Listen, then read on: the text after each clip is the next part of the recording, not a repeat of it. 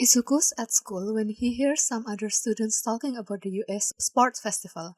They are clustered around a phone, laughing and pointing at something. Izuku pulls out his other phone and looks up the event. Apparently, it's happening right now. Hmm, he should probably check that out sometime. His clerk pulls at him and he tucks his phone away. Hey guys. Izuku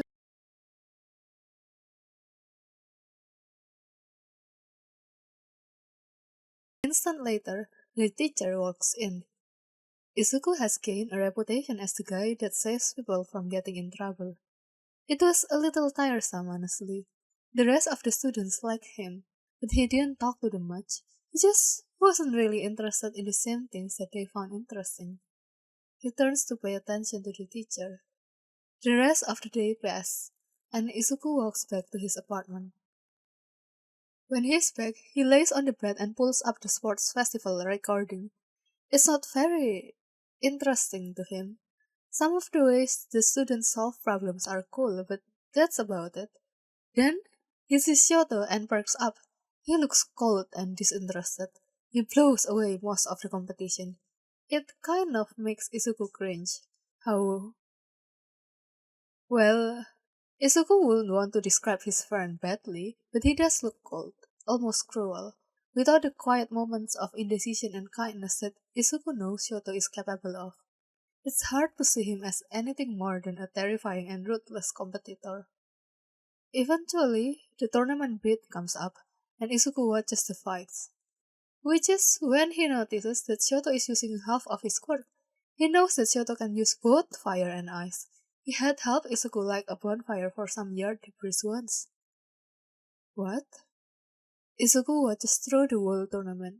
Shoto wins the first few fights relatively easily, but the final round starts poorly. At that point, Izuku gets distracted by the guy he is fighting against. He has got an explosion quirk and looks familiar. Izuku looks up his name and realizes that he actually knew that guy. He was one of those annoying kids who bothered him in elementary school. Kachan, Bakugo. Izuku's pretty sure their moms had been friends for a while. Man, he had been a violent kid. Weird that he's going to be a hero. Maybe he had changed over the years or something. Izuku hadn't talked to the guy for a long time now. Izuku plays the video and realizes that Bakugo is definitely still just as violent. He winces at some of the explosions that he sends at Shoto. But Shoto never uses his fire throughout the fight, and he ends up losing. Yikes.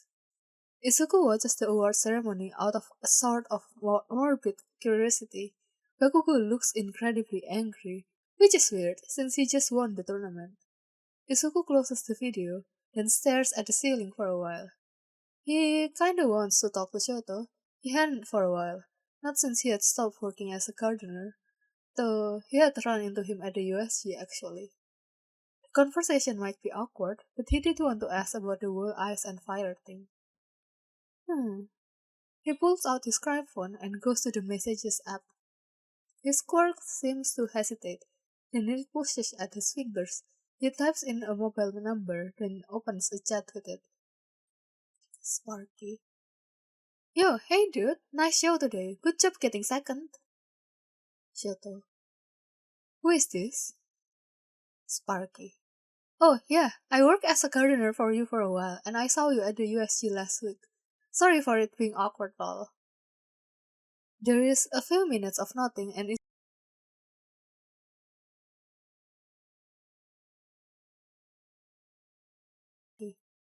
oh, no, I'm not. I just needed to be there. It was like a whole thing. I actually sent the heroes a message that you guys were being attacked. Smiley emoji. Shoto. That seems beyond the realm of just being a whole thing. Air quotes. Sparky. Yeah, I guess. Anyway, I sent the message on Twitter if you want to check it out. My username is Foresight 2020. It just ended up being the best way to make things work out well. I'm glad that no one got seriously hurt. There is a few minutes of silence. Izuku thinks that Shoto might be going through his Twitter to see if he was telling the truth. Izuku doesn't mind Shoto's checking. It's better than if he just trusted Izuku at his word. Shoto. You warned Hawks a few hours before the attack? Sparky. Yep. Shoto. Thanks. Sparky. Envy.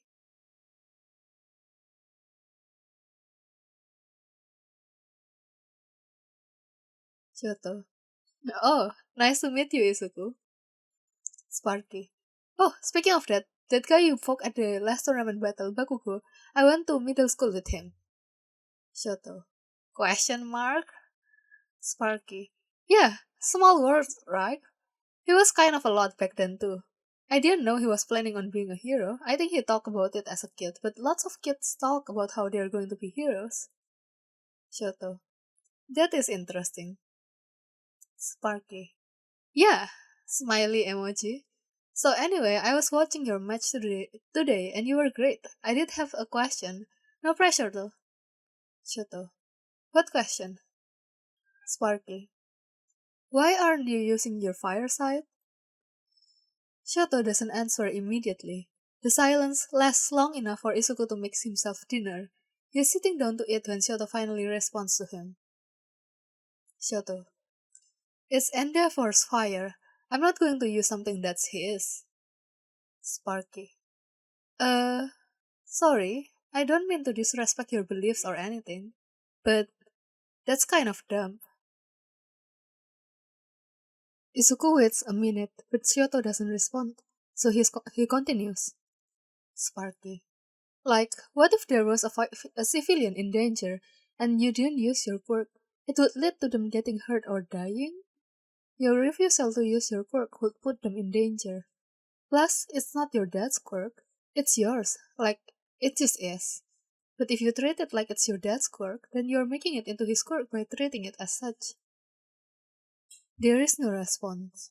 Izuku finishes his dinner and cleans up. When he's going to bed a few hours later, there is still no answer. He frowns at his screen, then shrugs. Shoto, not Izuku. He can make his own decisions. Izuku goes to sleep. Todoroki Shoto's life has been turned upside down. For years it had been the same thing. His life had been school, training, and sleep. He would wake up, go to school, go to home, train until he could barely stand, do his homework until he was completely mentally exhausted, then go to sleep. Rinse, repeat. Then his gardener had changed that.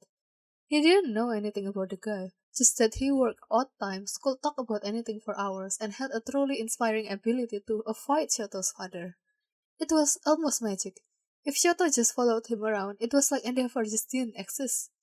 Dozens of times, his gardener had moved seemingly for no reason only for Shoto's father to appear where they had been moments before.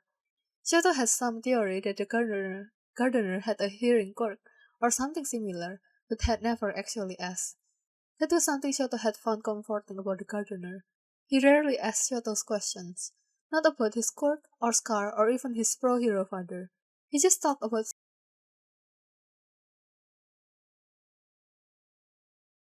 he knew Shoto wouldn't like. He was always careful about how he said it, and what he said was often right. And that was before his gardener had let Shoto to reconnect with his mother. Shoto still couldn't figure out if it has been intentional or not. But somehow, everything had just lined up around that day that he had found himself seeing his mother for the first time in years. He decided that it really didn't matter why his gardener had done what he did. Shoto had been sad when he had quit, much more than he had expected. Part of it was admittedly that following the gardener had let him avoid his father, but Shoto had actually enjoyed the company. Fuyumi had also been sad, especially since she hadn't gotten to say goodbye. She hadn't said much, but Shoto could tell that she was disappointed by the whole thing. Then, things got weirder. On what was supposed to be a routine trip for him and his classmates, they had been attacked by villains. They had been separated across the huge facility, and Shoto had fought real villains for the first time in his life. Then, he had seen his gardener. He had just taken care of the last of the villains who had been attacking him when he had heard something behind him. He had been about to send an ice spike at them when he had seen the gardener's face. Shoto had thought it was just a trick of his trust mind, but that was before the gardener called Shoto by name and waved at him. It had taken Shoto far too long to realize that he had been dressed just like the villains, and there was really no innocent reason as to why he would be there. But by the time Shoto reacted, the gardener was gone. When Shoto had examined the building he had disappeared into, he had found nothing but an open back door. He had tried searching through the woods around the area and found nothing that could answer his questions. But only a few minutes afterwards, the pro hero had finally arrived. Shoto probably should have said something, but no one has asked Shoto, "Hey, did you recognize any of the villains?" So he hadn't said anything at all. He did wonder at the timing of seeing the gardener only just before the heroes arrived. He didn't know what to make of that either. Then came the day of the sports festival. It had gone all right. He hadn't won, but he had come close. But that night, when he was holding his right hand to his bruises to cool them down with his cork and scrolling through his phone, he had gotten a text. It had been from an unknown number. He had almost ignored it, since it was probably just someone who had watched the festival and found his number somehow. But he had responded anyway. He had felt something between horror and happiness when he learned that it was the gardener. But he wasn't surprised. Something about the gardener seemed to attract weird things happening. Shoto had learned to just accept that sort of thing as it came at this point. Shoto probably shouldn't have believed anything that he said, but Shoto had liked him when he had worked at the house, and he still liked him. Plus, he owed him for helping him reconnect to his family, so he listened to him. Shoto didn't really understand what was going on with him, but he was pretty sure that, all things considered, he was on the side of the heroes. And he told Shoto that his name was Izuku. Shoto was pretty sure that Izuku wasn't the name that he had given Shoto when they had met. So later, Shoto had checked the family's records and found that he was right. He wasn't sure if he felt betrayed that Izuku had lied to him, or grateful that he had told him the truth when he had no reason to. It had also given Shoto a way to check if Izuku was telling the truth. He had asked Bakugo if he had gone to school with someone named Izuku. At first, he had gotten nothing but insults and taunts, but eventually Bakugo did say that there was a kid named that at his elementary and middle school. Bakugo described him as weird and quiet and that he constantly would change his hair color. Shoto had taken that as a confirmation that Izuku had given him his real name. Then, Izuku had to ask about Shoto using his Foresight. He had been angry at first, but eventually that has faded. Now, it was more of a quiet consideration. He really did have a point, and Shoto had found himself lying awake at night, thinking about what he would do if someone died because he wouldn't use his Foresight. He had relented, a little bit bitter about the whole thing. Somehow, his gardener had ended up being one of the most influential people in his life, and he still wasn't sure how. But he had started using his fire quirk during training exercises. Unfortunately, Shoto still had to deal with his father. After the sports festival, he had chosen to intern with him. He knew it was logical. Pro Hero Endeavor was just about the best he could hope for in terms of internships.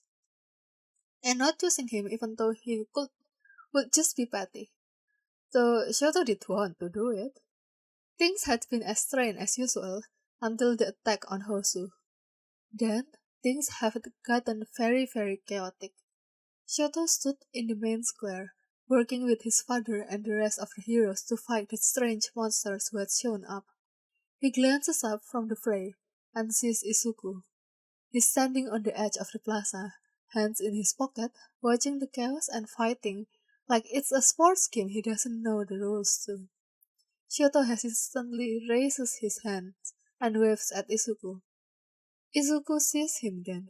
He smiles widely and waves back, like people weren't being terrorized by monsters in the plaza between them. Izuku makes a come here gesture with his hand. Shoto glances around, but none of the other heroes are paying attention to him at the moment. Shoto glances at his dad, then at Izuku. It's an easy decision. He jogs across the plaza to where Izuku is standing. "Hi, Shoto," Izuku says, smiling widely. "It's good to see you again. Hope everything's going well. How is your mom been?" Shoto takes a second to adjust to the fact that nothing in the entire world is capable of facing Izuku. He looks like this is the same as any day. He's wearing the same clothes he would wear to work back before. His hair is dyed black. He has got on another one of his backpacks. Hi Isuku, she's doing well. He says it's a shame you're not working for us anymore. Shoto says. But right now, there's a bunch of monsters attacking people right here. Oh, yeah. Isuku looks at the monster crawling across the plaza. Then, he grabs Shoto's arm and pulls him back away from the mess. They go a few steps, then a monster is thrown through the wall they had been standing in front of. It lays there, dazed, half buried in the debris from the buildings. Huh, Isuku says, peering around at Shoto. What is that? I don't know, Shoto says with a shrug. Oh, okay, whatever, it will probably come up later.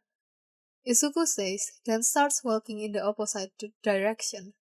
Shoto follows him without thinking about it. Years of practice following Isuku to avoid his father makes it seem as natural as anything. Where are we going? Shoto asks. I'm not actually sure, but I think it's important.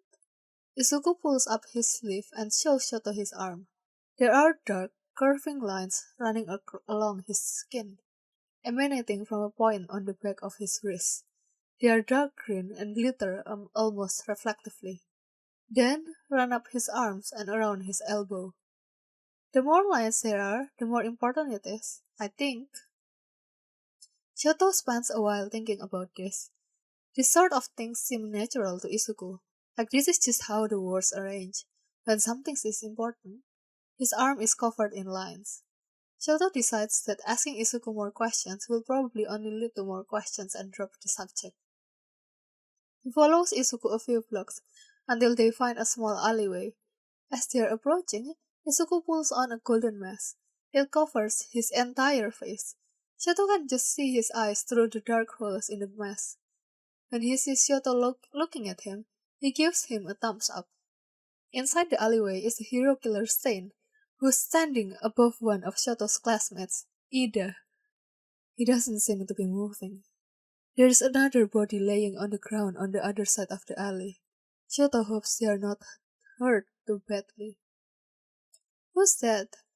Isuku asks. He's standing with his hands linked behind his head, looking into the alleyway with fake curiosity. That's my classmate. His name is Ida. Shoto says. That's your classmate? Isuku hisses. Then he seems to notice Ida for the first time. Oh, wait, the guy on the ground? I thought you meant... Okay, never mind. That's the moment when Stain finally turns around to look at them, his face distorting into something inhuman. Who are you? Can't you see I'm doing something important? Murder? Isuku says, like it's a guessing game. He starts walking into the alleyway. Oh, yeah, I know you from something. You're that Stain guy. I saw you on the news. You, kill people. That's messed up, dude. Don't! Ida shouts from behind Stain. This is my fight! Shoto's glad that his classmate's not dead, but that's a weird thing to say when you're lying on the ground under a villain about to kill you. That's the moment when Stain leaps up at them. Shoto grabs Izuku's arm and hauls him backward. He falls like a puck down a flight of stairs, tumbling and rolling a little. But Shoto can't quite focus on that for the moment, since Stain is trying to kill him. The hero killer moves absurdly quickly. Shoto jumps away from him and dodges the slices of his blades. Stain quickly lands a hit and slices a long cut along Shoto's calf. He sends a flood of fire at Stain, who jumps backward. Shoto immediately regrets doing it when he realizes that he has just sent Stain directly to Izuku. But somehow, he doesn't die. Izuku has lined himself up right behind Stain. He grabs the bloody knife from Stain's hand as he regains his footing. Izuku takes a few steps back, and Stain pulls out another knife. Izuku dodges. Somehow, he's reacting so fast it almost seems like he is moving before Stain begins his attacks. Each swing of Stain's knife is lightning fast, slicing through the air with unimaginable speed and accuracy. Shoto had access to both fire and ice, and years of training, and he had only avoided a few attacks. Somehow, Izuku is dodging every single one, even though it looks like he's falling down a flight of stairs. Each step somehow seems accidental, and once he even trips in such a way that Stain's knife slices an inch of his hair instead of his fingers. But Stain doesn't land a hit for long enough that Shoto can send a pillar of ice between the two. Stain leaps backward and crouches with his back to the wall. Izuku slips on the ice and lands flat on his back. Shoto runs to him and offers him a hands up. Thanks, Izuku says.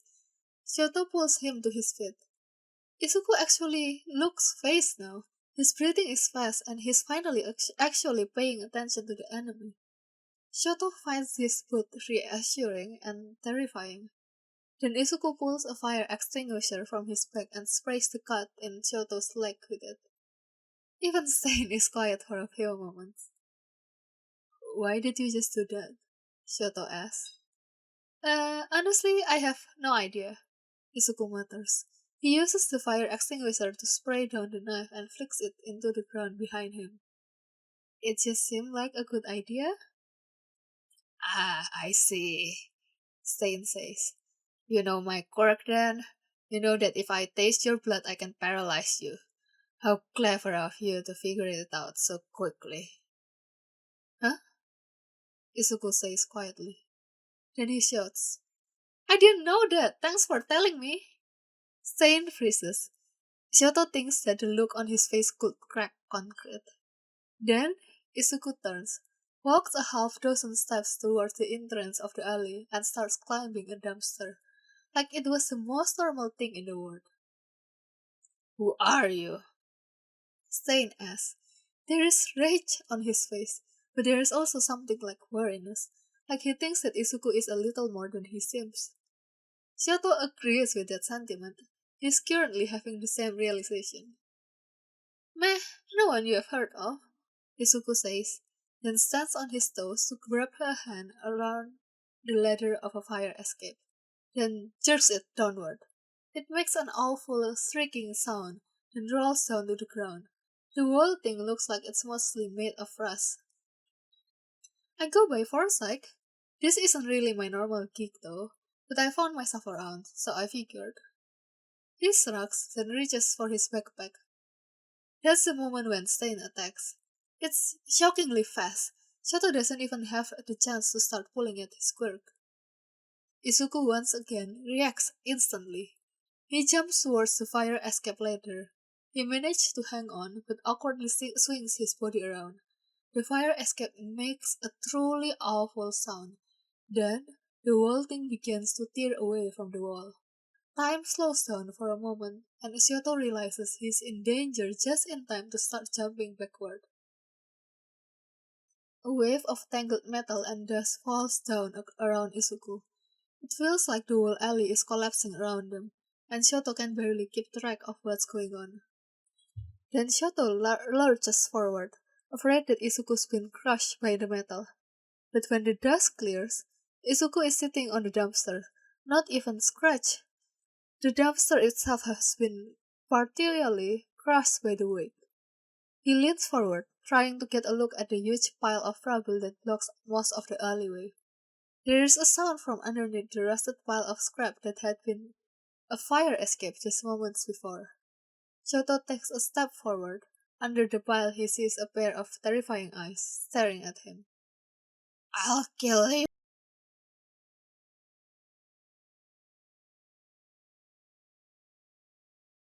He's not graceful the way that most heroes are, like he doesn't do things like this often. He just stumbles off the dumpster and barely catches himself with his hands. He reaches into his bag and pulls out the fire extinguisher. So, he scored paralyzed people after he tastes their blood, huh? He asks, crouching down in front of the pile.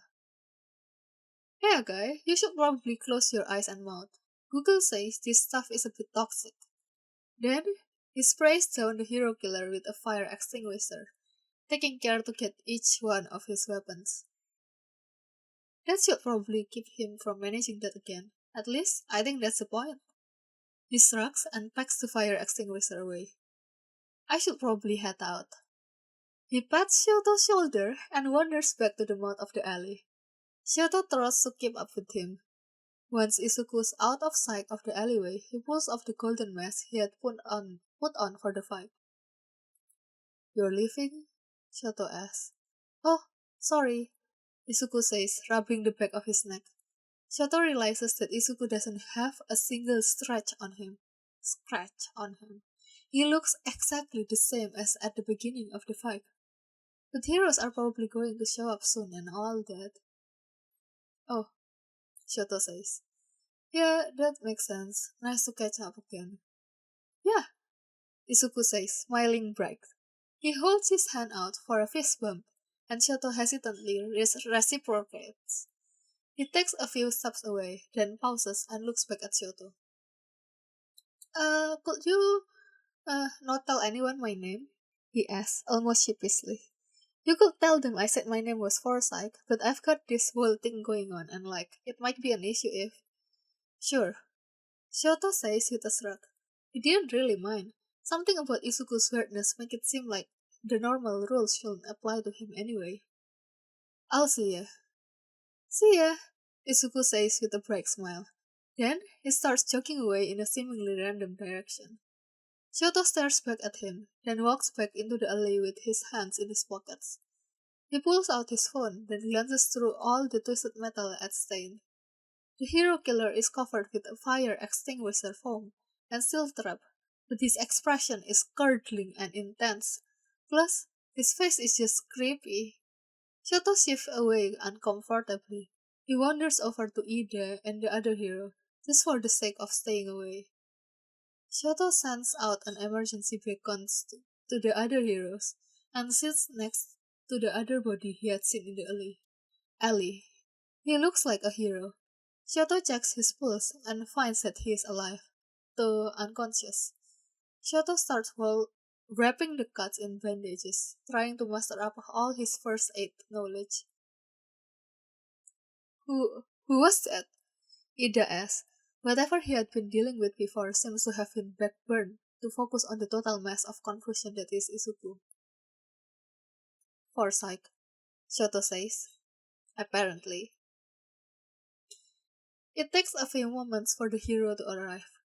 At that time, Ida's paralysis finally ran out, and he had helped Shoto wrap the other hero's injuries. Shoto wraps the shallow cut on his calf and helps Ida with his own injuries. Then, Shoto's father is there, and there's a lot of shouting. When Shoto shows them the hero killer trapped under a pile of metal, there is even more shouting. Then, they ask what happened. When they do, Shoto says that a masked civilian approached him and asked for help. He had followed and found Stain along with the other heroes. When he explains that the civilian had taken down Stain with a fire escape, the reactions had mostly been disbelief. When Shoto says that the civilian called himself Foresight, the questions change and become more pointed. At one point, he repeats the whole story to a rapt audience of reporters and cameras. Eventually, Stain is carted away. Shoto and Ida are taken to a hospital. Shoto listens to his father talk at him for a while, then goes to sleep. It was nice to see his friend again, circumstances notwithstanding. The next day, a number of heroes and detectives have endless questions about who Foresight is. Shoto deals with the interviews with slow breaths and patience that rival nations, even when one of the heroes who interviews him is his homeroom teacher. Shoto's patience is tested, but he keeps Izuku's secret. His quirk sends him to the store, where he gets some silver hair dye and new counter palette. He gets the idea. He spends an hour or so getting ready, putting on a baggy, flamboyant clothes and subtle heels that gives him a few inches of height. Then, he carefully applies makeup that makes him look years older than he is. He dyes his hair and looks in the mirror. With the makeup and new hair color, he is close to unrecognizable. Suddenly, he is struck with an idea funny enough that he totally needs to do it. He pulls out his palette and starts creating a rather realistic scar, which starts from the bottom of his right ear and crosses the bridge of his nose. He leaves enough red tones and layers of foundation to add some texture. He adds some bags under his eyes and sprays some makeup setter on his face. He thinks the result is rather good, and it makes him fairly certain that even if someone saw him after this, they would be unlikely to pick him out of the crowd. Time for a show then. He makes his way across the town and finds a nice place for a dinner of teriyaki and rice. Then, at just before 8, he makes his way to a street he has never seen before. The place is some seedy-looking bar, set under the level of the street. He settles his shoulders, then realizes that he has no desire to be serious, and it would probably be best to convince them that he is an idiot or insane. Well, perhaps he should channel a bit of leader. He laughs at the talk, trying to feel guilty and failing. He's pretty sure that leader is a poor role model for actual villain behavior, but at the very least, it would make him seem somewhat unhinged. He bounces on his toes, then starts to whistle a tune under his breath before loudly slamming the door of the bar open. He must have interrupted something, as the group of people standing inside violently turns toward the door. It's an interesting group. Nearest to the door is a man and a woman who he hasn't seen before. The man is tall, with dark clothes and black hair. His face and arms are covered and discolored with painful-looking scars. He looks relaxed, but predatory. The woman is blonde and wearing a school uniform. She has sharp teeth and eyes that shine with a manic light. Behind them is another man, who Izuku recognizes, Shigaraki. Behind the bar of the counter is the man made out of smoke, Kurogiri. Salutations, fellow villains! Izuku shouts, bowing deeply before bouncing to his feet. It is an honor to meet me! There is a long moment of silence. Who the fuck are you? Shigaraki asks. That's the end of chapter 3. Thank you.